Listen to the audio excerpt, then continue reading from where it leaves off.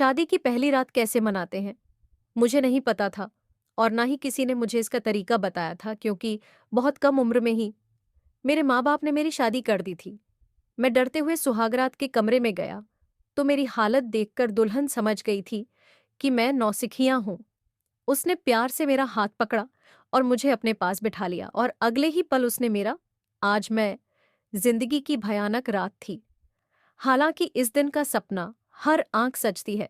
खासकर लड़के तो इस दिन के लिए पागल होते हैं। वे अपनी सुहाग रात मनाने के लिए ना जाने कैसे कैसे सपने देखते हैं। रोमांटिक फिल्में भी देखते हैं कि किस तरह से अपनी दुल्हन के करीब जाना है और उसे अपने काबू में करना है कि वह सारी जिंदगी आपकी मोहब्बत का गुणगान करती रहे। शादीशुदा दोस्त भी सुहागरात के संबंध में कीमती मशवरे देते हैं और छेड़छाड़ भी करते हैं, जिससे आपके जज्बात और भी बेकाबू हो जाते हैं। लेकिन मेरे साथ ऐसा कुछ भी नहीं था। न तो मुझे इन चीजों के बारे में ज्यादा पता था, ना ही मैं रोमांटिक फिल्में देखता था, क्योंकि मेरी उम्र अभी इन चीजों के लिए नहीं थी। लेकिन घरवालों ने पकड़कर मेरी शादी कर दी, और शादी भी उससे की जो मुझसे पूरे 8 साल बड़ी थी, जिसे मैं दीदी कहकर पुकारता था, क्योंकि वह मेरी ताई की बहन की बेटी थी। ताई की बहन की मौत हुई तो ताई जी उसे अपने घर ले आई थी, क्योंकि ताई जी के जीज एक शराबी थे, और ताई जी को डर था कि कहीं अपने शराब और जुए की लत में वो उस मासूम की जान का सौदा ना कर दें। इधर ताई जी की भी अपनी कोई औलाद नहीं थी, इसलिए ताई जी ने अपनी बहन की बच्ची को ही अपनी बेटी बना लिया था, और यूं अपनी औलाद समझकर उसकी परवरिश करने लगी। इकलौती बेटी थी और इतनी जमीन जायदाद की अकेली वारिस थी, इसलिए मेरे घर वाले भी लालच में आ गए। उनका ख्याल था कि इस तरह ताया की जायदाद पर भी कब्जा हो जाएगा और हम लोग ज्यादा पैसे वाले बन जाएंगे। लेकिन मुझे रुपी पैसे से कोई लालच नहीं था। मैं तो मस्त मौला लड़का था, अपनी जिंदगी अपनी मर्जी से गुजारना चाहता था। दोस्तों के साथ मस्ती करना, लड़कियों से छेड़छाड़ करना चाहता था। 16 साल का हुआ था। अभी तो मुझे जवानी भी पूरी तरह नहीं छड़ी थी। मैं तो जवानी के भरपूर मजे लूटना चाहता था। फिर अपनी पसंद की ही किसी लड़की से शादी करना चाहता था। लेकिन मेरे घर वाले तो मेरे पीछे पड़ गए कि तेरी शादी होगी तो गीता से ही होगी, वरना हमारे घर से तेरा कोई नाता नहीं निकल जाए यहाँ से। और मैं तो अपने घर वालों की बात सुनकर परेशान हो गया था। अगर वह सचमुच मुझे घर से निकाल देते तो मैं कहाँ जाता। मेरा बाप बड़ा ही सख्त मिजाज आदमी था। उसने 2-3 थप्पड़ लगाकर मुझे शादी के लिए मना लिया था। मुझे गुस्सा तो बहुत आ रहा था। वो तो मुझसे उम्र में बड़ी थी। वो तो अपने खिलाफ आवाज उठा सकती थी और इस शादी से इनकार कर सकती थी। लेकिन मेरी दांव तो मेरे घर में ही नहीं गल रही थी। मैं सबसे छोटा था, मुझसे बड़ी एक बहन थी और मैं इकलौता भाई था। इसीलिए मेरे बाबा ने मेरी एक न सुनी और मेरे सिर पर सेहरा सजा देने की ठान ली। मैंने कहा, बाबा, जिस पूजा को आज तक मैं दीदी बोलता आया हूं, उससे शादी कैसे कर लूं? लेकिन मेरे इतने सारे विरोध करना भी व्यर्थ रहा था, क्योंकि बाबा साईं का फरमान जारी हो चुका था। आप किसी भी सूरत में वे अपने फैसले से वापस नहीं पलट सकते थे। मेरी उम्मीदों का एकमात्र केंद्र अब गीत ही थी। लेकिन जब उसकी तरफ से खामोशी साधी गई तो मैंने उसके लिए अपने दिल में नफरत महसूस की थी। मुझे तो उसकी नीयत ही खोटी लग रही थी। यकीनन वह मेरी खूबसूरती से प्रभावित हो चुकी थी और मुझ पर लट्टू हो चुकी थी, इसलिए उसने कोई विरोध नहीं किया था। और आखिरकार वह दिन आ गया जब मैं घोड़ी पर सवार होकर उसके घर की तरफ जा रहा था। मेरे मन में बार बार चिंता आ रही थी, ना जाने मेरा क्या बनेगा। दुल्हन बनाकर उसे अपने घर लाया तो उसने बड़ा सा घूंघट निकाल रखा था। मैं तो उसकी शक्ल भी नहीं देख पाया, और मुझे देखने में कोई दिलचस्पी भी नहीं थी, क्योंकि मेरा तो दिल ही कटकर रह गया था। मेरे सारे ख्वाब चकन्नाचूर हो चुके थे। दोस्तों के साथ मस्ती करना, लड़कियों को ताकना, सब कुछ जैसे मिट्टी में मिल गया था, क्योंकि मैं अब एक शादीशुदा मर्द बन चुका था। 16 पार करते ही 77-20 साल में ही मेरा दोस्त तो मेरा खूब मजाक उड़ा रहे थे। मेरे कानों में सरगोशियां कर रहे थे, कह रहे थे कि बड़ी उम्र की औरतें बहुत ही अनुभव वाली होती हैं, सुहागरात को नाको चने चबा देती हैं। कल तो तुम्हारी हालत देखने वाली होगी, वो तुम्हारा हाल खराब कर देगी। और मैं सहम गया था, क्योंकि मुझे तो सुहागरात के बारे में कुछ भी पता नहीं था। मैं तो बिल्कुल ही नौसिखिया था। अगर कभी अपने दोस्तों के साथ फिल्म देखने सिनेमा चला जाता, तो रोमांटिक सीन देखकर मेरा चेहरा लाल हो जाता, मेरा शरीर पसीने से भीग जाता। इसीलिए मैं वहां से भाग निकलता। और आज तो मेरे साथ असली अनुभव होने वाला था। मेरा तो सोच सोच कर ही दिमाग खराब हो रहा था गीत से। मुझे इस तरह की उम्मीद नहीं थी, लेकिन मुझे यह भी उम्मीद नहीं थी कि वह शादी के लिए मान जाएगी, क्योंकि उसने हमेशा मुझे अपने छोटे भाइयों की तरह पाला था, अपनी गोद में खिलाया था, मेरी हर फरमाइश पूरी की थी। मैं अगर कोई भी शरारत करता और घर वालों की मार से डरता, तो पूजा दीदी के पास चला जाता, उनके पहलू में छिप जाता और कहता, मुझे बचा लें आप, वरना बाबा साईं तो मुझे मार ही डालेंगे। और वो मेरे बाबा साईं के सामने मेरी ढाल बन जाती, कहती कि छोटू अभी छोटा बच्चा है, और यही तो उम्र होती है शरारतें करने की, आप इसे कुछ भी ना कहें। और बाबा साईं हमेशा पूजा दीदी की बात मान लेते थे। कहते थे कि आज तो मैंने तुम्हारी वजह से इसे छोड़ दिया है, मगर आइंदा इसने कोई भी शरारत की तो मैं इसे उल्टा लटका दूंगा। और जब बाबा साईं धमकी देकर कमरे से चले जाते, तो मैं पूजा से लिपट जाता और कहता, थैंक यू दी, आपने मुझे बचा लिया, वरना बाबा साईं तो मुझे मार ही डालते। और वह मेरे सिर पर चपत मारकर कहती, अरे तुम भी तो बाज नहीं आते, बड़े शरारती हो गए हो, ना जाने कब बड़े हो गए तुम। और मैं कहता कि मैं तो ऐसा ही रहूंगा और आपको ही अपनी ढाल बनाऊंगा। और आज मैं किसको अपने सामने ढाल बनाता, क्योंकि मेरा सामना पूजा दीदी से ही हो गया था। मैं उन्हीं के मुकाबिल आकर खड़ा हो गया था। ऊपर से मेरे दोस्तों ने मुझे खूब डराया था कि बड़ी उम्र की औरत है, तेरा हश्र खराब कर देगी। मैं डरते डरते कमरे में चला गया। हालांकि मेरा दिल नहीं कर रहा था कि मैं इस कमरे में जाऊं, मगर बाबा साईं ने मुझे धक्का दिया और कहा कि उन्हें जल्दी ही अपने लिए बारिश भी चाहिए। और मैं तो बाबा साईं की बात सुनकर सख्ती में आ गया था। मैं तो खुद अभी बच्चा था, उनको बच्चा कहाँ से पैदा करके देता। जब कमरे में दाखिल हुआ, तो पूजा दीदी घूंघट निकालकर बिस्तर पर सिमटी हुई बैठी थी। मैं दूर से ही उन्हें घूर रहा था। मेरा बस नहीं चल रहा था कि उनका दुपट्टा उतार फर्श पर फेंक दूं और उनसे पूछूं तो सही कि आखिर मैंने उनका क्या बिगाड़ा था। मैं उनके करीब गया। वो तो सोच रही थी कि मैं उनका घूंघट उठाऊंगा, उन्हें प्यार से देखूंगा, उन्हें सराओ। एकदम से ही मैंने उनका दुपट्टा उतारकर फर्श पर फेंका था। वो मेरे इस कदर आक्रामक अंदाज पर सहम गई। कहने लगी कि यह क्या बदतमीजी है। वो एकदम से बिफी हुई शेरनी बन गई। मैंने कहा, बदतमीजी तो वो है जो आप लोगों ने मेरे साथ की है, मेरा तमाशा बनाकर रख दिया है। मेरे दोस्त मेरा मजाक बनाते हैं कि तुम्हें एक बड़ी उम्र की औरत, जिसे तुम दीदी दीदी कहते थे, तुम्हारी दुल्हन बना दी गई है। मैं भी गुस्से में आकर उनके सामने आ गया था। पूजा कहने लगी कि मैं अपनी खुशी से यहाँ तुम्हारी सेज सजाकर नहीं बैठी हूँ, इसलिए मुझ पर चिल्लाने की जरूरत नहीं है। तुम अच्छी तरह से जानते हो, हमारे परिवार के बड़े जो फैसला कर दें, उन्हें मानना ही पड़ता है। उनकी आंखों में आंसू थे, मगर मुझे उनके आंसू नजर नहीं आ रहे थे, और ना ही उनका दर्द नजर आ रहा था। वह भी तो किसी दर्द से गुजर रही होंगी। मुझे उनके साथ हमदर्दी करनी चाहिए थी, मगर मैं तो उन्हीं से दुश्मनी पालने लगा था। मैंने कहा कि खबरदार। जो मेरे करीब आने की कोशिश भी की, तो वो जो कदम कदम चलकर मेरे पास आ रही थी, एकदम से बदक कर पीछे हटी थी। कहने लगी, फिक्र मत करो, मैं तुम्हें मजबूर नहीं करूंगी कि तुम मुझे पत्नी वाले हक दो। गीता के मुंह से ऐसी बात सुनकर मैं एकदम सख्ते में आ गया था। ये सच था कि मैं भी उसे पति वाला कोई हक देना नहीं चाहता था, न ही उसे अपना हक लेना चाहता था। मगर उसके मुंह से यह बात सुनकर मेरे अंदर बेचैनी सी होने लगी थी, क्योंकि जो भी था, पूजा दुल्हन के रूप में किसी अप्सरा से कम नहीं लग रही थी। मैं ज्यादा समय तक उसकी आंखों में देख ना सका। नजरें चुराकर सोफे पर बैठ गया। गुस्से की हालत में अपना सेहरा उठाकर फर्श पर दे मारा, मगर वह गुस्से में नहीं थी। वह बहुत ही ज्यादा गमगीन लग रही थी, जैसे उसका दिल भी मेरे रवैये से जख्मी हुआ था। उसने ने मेरा सेहरा उठाकर खूंटी पर टांग दिया और वॉशरूम में कपड़े बदलने चली गई।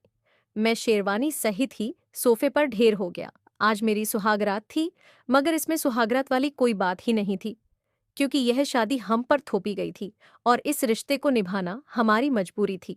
ना जाने कब मेरी आंख लग गई, मुझे पता ही नहीं चला। जब मैं उठा तो मेरे ऊपर एक लिहाफ था, जो कि शायद पूजा ने ही मेरे ऊपर डाल दिया था, और वो खुद बिस्तर पर बेसुध पड़ी थी। उसका चेहरा धुला धुला या बेदाग सा था। वो नाइट ड्रेस में बेहद खूबसूरत लग रही थी, मगर मेरे दिल में जो बद गए कहने लगे, तुम्हारी शादी का दूसरा दिन है, अभी तो तुम्हारा रिसेप्शन भी करना है। अब तुम्हें स्कूल वगैरह जाने की जरूरत नहीं है, बल्कि तुम जमीनों के काम संभालो। आखिर पूजा के हिस्से की जमीनें भी तो तुम्हें ही देखनी है, और तुम इस परिवार के इकलौते चिराग हो। मैं बाबा की बात सुनकर हैरान हुआ था। मैंने कहा कि मैंने आपकी मर्जी से शादी तो कर ली, मगर आप मुझसे मेरी खुशियां छीन नहीं सकते। मुझे कॉलेज में पढ़ना है, मुझे बहुत आगे तक जाना है, क्योंकि जो भी था मुझे पढ़ने लिखने का शौक था, और बाबा मेरा यह शौक, मेरा यह ख्वाब मेरी आंखों से छीन नहीं सकते थे। पूजा ने भी बाबा साई से कहा कि आप छोटू को कुछ ना कहे, वह अपनी जिंदगी में जो चाहता है वह करेगा। पूजा ने शादी के बाद पढ़ाई छोड़ दी थी, मगर वह यह नहीं चाहती थी कि मैं भी पढ़ाई छोड़कर घर में बैठ जाऊं। इसलिए मैं कॉलेज जाने लगा, क्योंकि मैट्रिक में मेरे बहुत अच्छे नंबर आए थे और मैं आगे भी पढ़ना चाहता था। वक्त यूं ही गुजरने लगा और हम एक ही कमरे में दो अजनबी लोगों की तरह रहने लगे। पूजा बिल्कुल चुप चुप सी रहने लगी थी, क्योंकि वह जब भी मुझे बुलाने की कोशिश करती तो मैं खीसे अंदाज में उसकी बात का जवाब देता। इसीलिए वह दिल मसोस कर मुझे बुलाना ही छोड़ चुकी थी। मगर एक ही कमरे में मुझे उसे मुखातिब ना करके और भी घटन का एहसास होने लगा था, और मुझे इस बात का भी एहसास हो गया था कि इसमें पूजा की कोई गलती नहीं।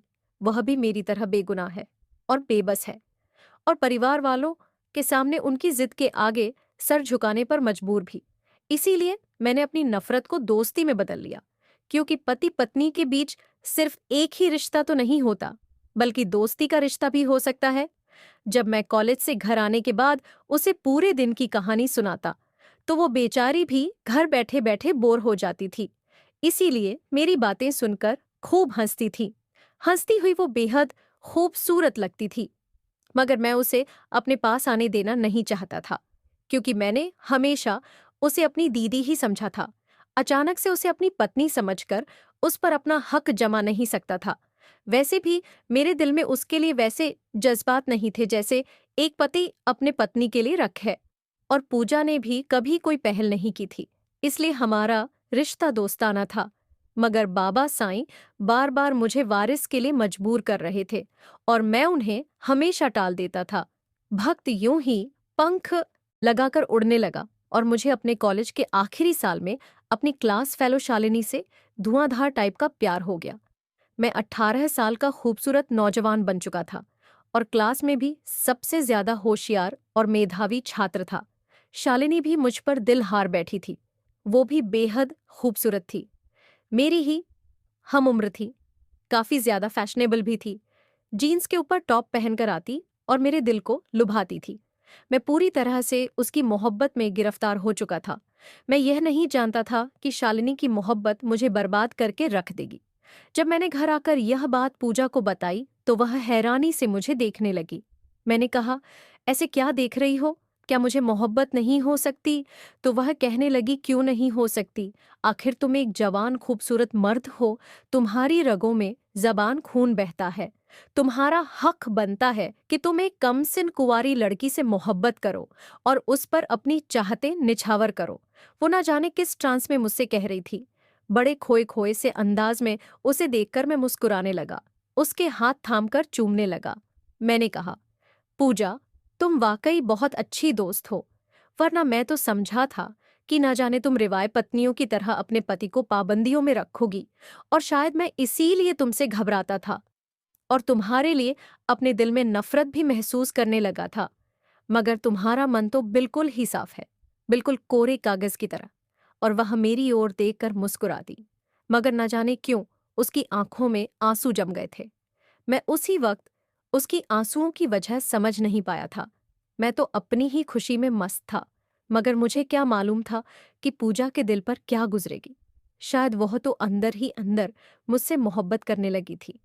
क्योंकि मैं उसका पति था। उसने यह बात स्वीकार कर ली थी, पर मैं रहा सदा का लापरवाह। मुझे उसकी पाक मोहब्बत की उस वक्त समझ नहीं आई थी। मैं तो शालिनी की जुल्फों में खो चुका था और उसका दिल जान से असीर हो चुका था। वो आए दिन ही मुझसे नित नए तौफ की फरमाइश करती। कभी कहती मुझे शॉपिंग करनी है, कभी कहती मुझे यह चीज़ चाहिए, और मैं खुशी खुशी उसे वो चीज़ें दिला देता था। मैं उस वक्त यह ध्यान नहीं देता था कि शालिनी मुझसे मेरे वजूद से नहीं बल्कि मेरी दौलत से मोहब्बत करती है। वह तो मुझे अपने लिए इस्तेमाल कर रही है। और पूजा, जो कि मेरी पत्नी थी, उसे तो मैंने कभी भी कोई चीज़ लाकर ही नहीं दी थी। कभी फूलों के गजरे तक लाकर नहीं पहनाए थे। वह भी तो एक औरत थी। उसका भी दिल करता होगा कि उसे उसका पति उसका महबूब तोहफा दे, उसका ख्याल रखे। मगर मैंने तो आज तक उस पर अपनी नफरत ही निछावर की थी और बेरुखी ही दिखाई थी।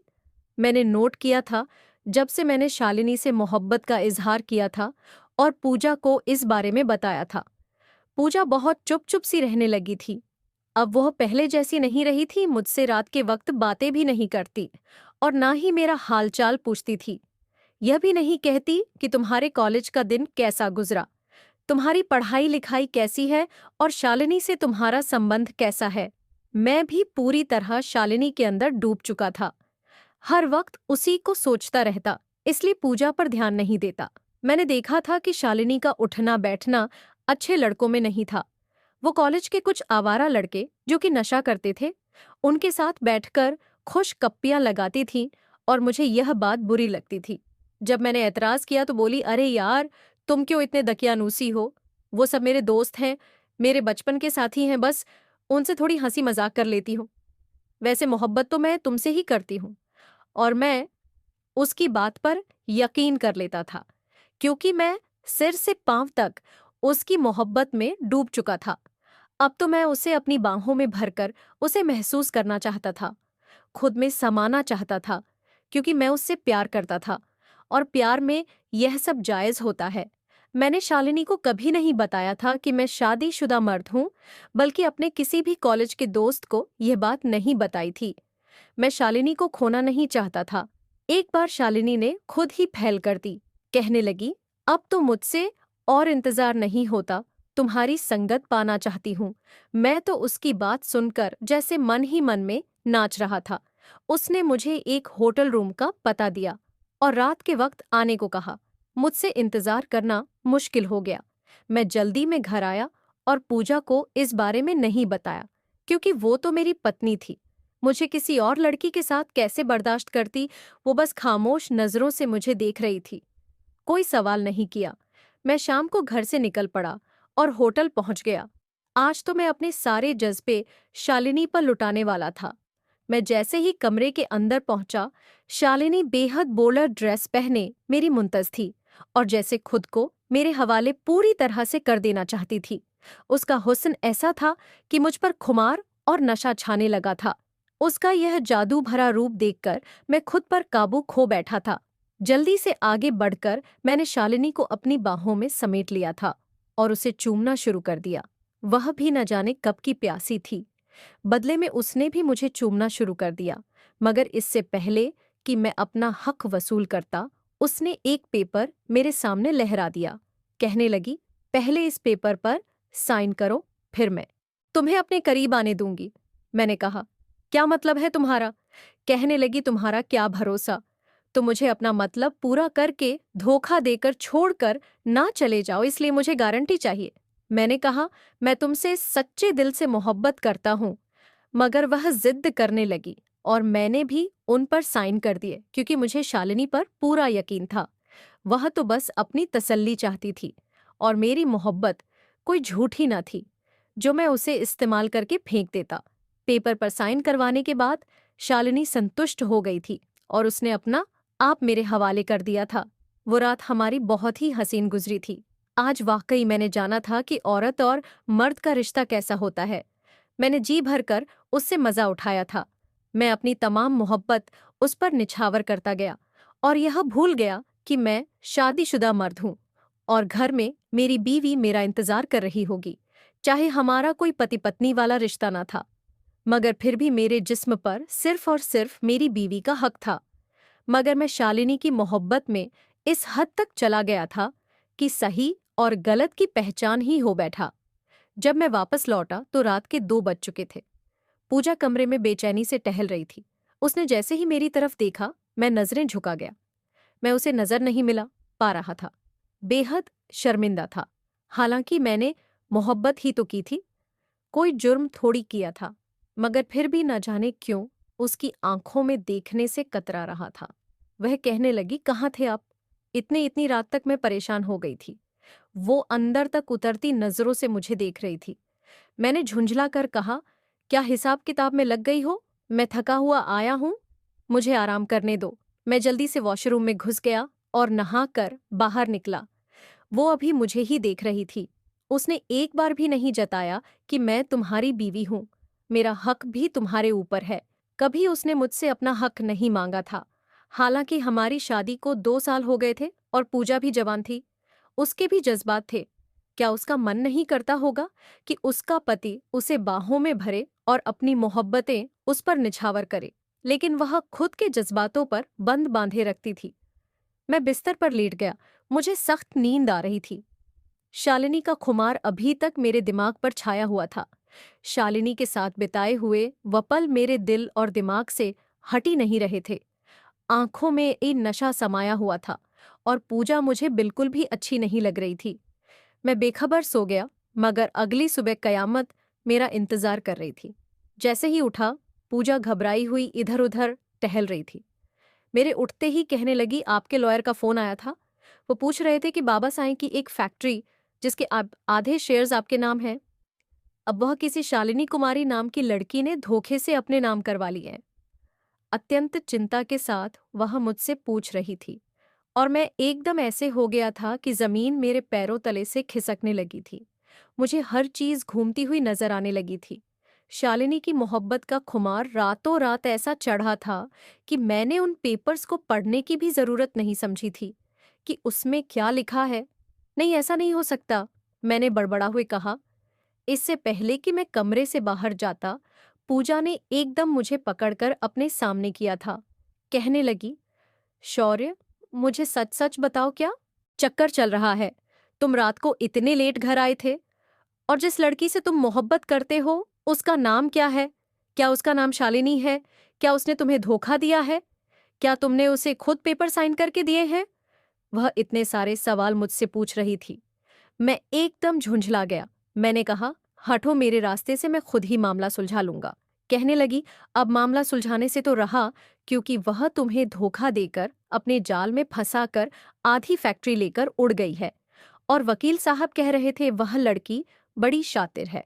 वह अपने आशिक के साथ मिलकर मासूम लोगों को धोखा देती है, जो कि एक वकील है और दौलतमंद लड़कों से पेपर साइन करवाती है, अपना जिस्म दिखाकर। कहीं तुम भी तो उनमें शामिल नहीं हो? सत्यजीत पूजा ने चुपते हुई नजरों से मेरी तरफ देखा था। आज उसने पहली बार मेरा पूरा नाम लिया था। नहीं, अब से पहले वह मुझे छोटू कहकर बुलाया करती थी। मैं अपनी ही नजरों में गिरा जा रहा था। मैं उसे क्या बताता कि मैं क्या कर चुका हूं। मैं एकदम कमरे से भागकर कॉलेज चला गया था, मगर शालिनी का नामो निशान तक न था। मैंने उसके बारे में जानकारी इकट्ठी की और उसके घर तक चला गया, तो वह कोई घर नहीं बल्कि महल था, और वो उसमें बड़ी शान से रह रही थी, क्योंकि मोहब्बत का झांसा देकर उसने अच्छी खासी दौलत कमा ली थी और अपने आशिक वकील के साथ गुलछर्रे उड़ा रही थी। मुझे देखकर एक थका मारकर हंसी और बोली, तुम भी कितने बेवकूफ हो शौर्यजीत।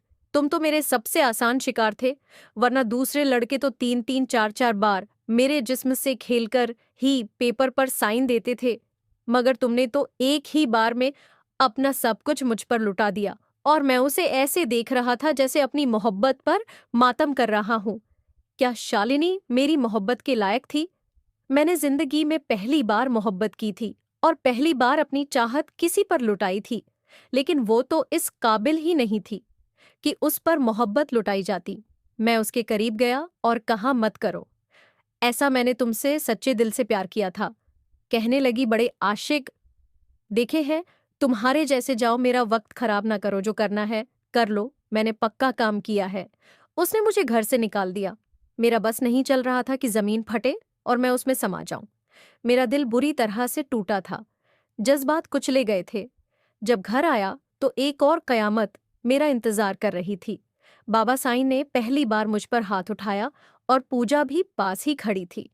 उन्होंने छटा से मेरे गाल पर थप्पड़ मारा और कहा, ना जाने मुझसे क्या पाप हुआ था कि तुम्हारे जैसा गंदा खून मैंने जन्म दिया। थप्पड़ से ज्यादा तो बाबा की बातें मेरे दिल के आर पार हो रही थी। मेरा दिल तो पहले से ही टूटा हुआ था। ऊपर से बाबा साईं का रवैया मुझे और भी ज्यादा तोड़ गया था। मैंने पूजा को घायल आंखों से देखा और अपने दिल में तय कर लिया था कि मैं से तो हिसाब जरूर लूंगा। ये अपने आप को समझती क्या है, मेरी शिकायत बाबा जान से लगा दी। मैं कमरे में गया और हर चीज तहस नहस कर दी। पूजा भी मेरे पीछे भागती हुई आई थी। कहने लगी, शौर्य, मेरी बात तो सुनो।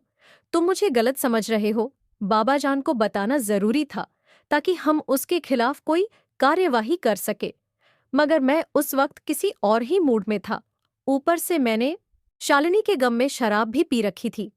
मेरी आंखों में बेपनाह लालिमा थी और मेरा दिल बुरी तरह घायल था, जैसे कोई घायल शेर होता है। मैं पूजा के पास गया और कहा, जो घाव सालनी ने मुझे दिया है वह तो भर जाएगा, मगर जो जख्म तुमने मुझे दिया है वह कभी नहीं भरेगा, और तुम्हें तो मैं जरूर सजा दूंगा। राग को सजा दूं या ना दूं? पूजा हैरान नजरों से मुझे देखने लगी और बोली, तुमने शराब पी है? तुम शराब भी पीने लगे? उसे जैसे दुख हुआ था, मगर मुझे उसके सवाल की कोई परवाह नहीं थी। मैं गुस्से से उसे देख रहा था। कहने लगी, उस बदकिरदार लड़की के लिए तुम अपनी बीवी और बाबा जान से लड़ रहे हो। मुझे पूजा की इस बात पर इतना गुस्सा आया कि मैंने उसके मुंह पर थप्पड़ दे मारा और कमरे से बाहर निकाल दिया। मैंने कहा, मुझे अपनी शक्ल भी मत दिखाना। चली जाओ यहां से। मुझे इतना गुस्सा किस बात पर था मुझे नहीं पता। सुबह उठा तो वो कमरे में नहीं थी। मुझे होश आया तो एहसास हुआ कि मैंने उसके साथ अच्छा नहीं किया। एकदम से मैंने अपने सिर को पकड़ लिया। मुझे एहसास हो चुका था कि मैं कितना गलत कर चुका हूं। अब अपनी बीवी के साथ मुझे ऐसा तो नहीं करना चाहिए था। आखिर उसका क्या कसूर था? उसने तो मेरा भला ही चाहा था। मगर इंसान को होश तब आता है जब सब कुछ हो जाता है, क्योंकि वह रूठ कर अपने माँ के जा चुकी थी। उसने घर में किसी को भी हमारे बीच हुई इस लड़ाई की खबर नहीं दी थी। कई दिन तो मैं उसके बिना घर में अकेला भटकता रहा। कमरा मुझे काटने को दौड़ता और मुझे पहली बार एहसास हुआ कि सच्ची मोहब्बत तो वो थी जो मैं पूजा से करता हूँ। वह मेरे लिए ऐसा घना पेड़ थी जिसके साए में मैं कुछ देर के लिए सुस्ता लेता था, और शालिनी तो मेरे लिए एक ऐसा हवा का झोंका थी जो मेरी जिंदगी में थोड़ी देर के लिए आई और मेरी जिंदगी को तबाह करके चली भी गई। असल मोहब्बत तो मेरी शालिनी ही थी, और इस बात का एहसास मुझे तब हुआ जब वो रूठ कर चली गई।